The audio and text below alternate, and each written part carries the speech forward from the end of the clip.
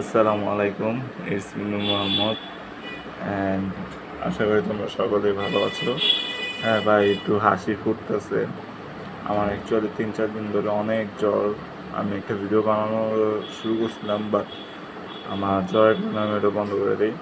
And আমি জ্বর থেকে ওঠার পর থেকে আমি একটা জিনিসই বারবার দেখতেছি, সেটা হচ্ছে সুদর্শন পুরুষ। বাংলাদেশে নাকি সুদর্শন পুরুষের একটা পুরস্কার দিছে।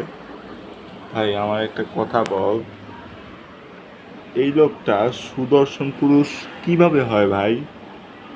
এই লোকটা সুদর্শন পুরুষ কিভাবে হয়? এই জায়গায় যদি ভাই হিরো আলমকেও যদি সুদর্শন পুরুষের মানে অ্যাওয়ার্ডটা দিত, তাও একটা কথা আসলো ভাই। এটা কি ভাই? আচ্ছা, যাই হোক। আর এর নাম কি জানি?